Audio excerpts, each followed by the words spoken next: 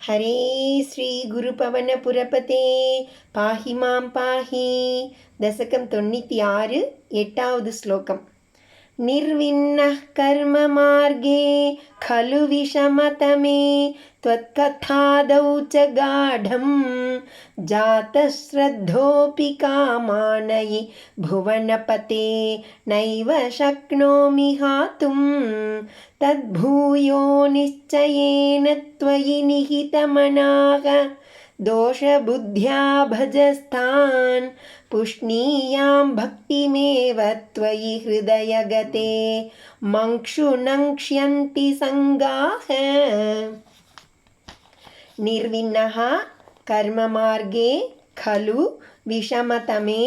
त्वत् कथा आदौ च गाढं जातश्रद्धः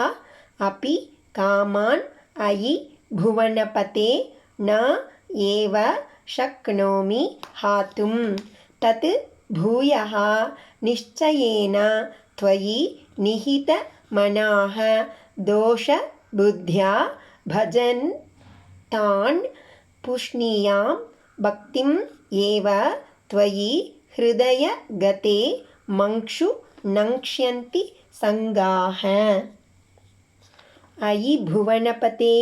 ஓ உலகங்களுக்கெல்லாம் தலைவனே விஷமதமே மிக கடினமான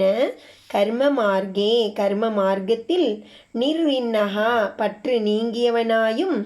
த்வத் கதா ஆதௌ உன் திருச்சரித்தங்கள் முதலியவற்றில் காடம் ஆழ்ந்த ஜாதஸ்ரத்தஹா அபீச்ச ஈடுபாடு கொண்டவனாயும் இருந்தும் கூட காமான் விருப்பங்களை ஹாத்தும் முற்றிலுமாக விடுவதற்கு ந சக்னோமி ஏவ கலு இயலாதவனாகவே இருக்கிறேன் அல்லவா தது ஆகவே பூயகா திரும்ப திரும்ப நிச்சயேன தீர்மானமாக துவயி உன்னிடத்தில் நிகிதமனாக மனத்தை இருத்தி தான் அந்த ஆசைகளை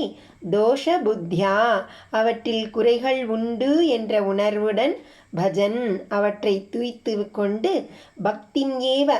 பக்தியையே புஷ்ணியாம் நன்கு வளர்த்து கொள்வேனாக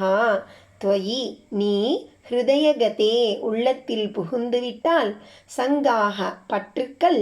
மங்க்ஷு விரைவில் நங்க்ஷ்யந்தி அழிந்துவிடும். லோகநாதா மிகவும் கடினமான கர்ம மார்க்கத்தில் நான் வெறுப்படைந்தவன் தான்.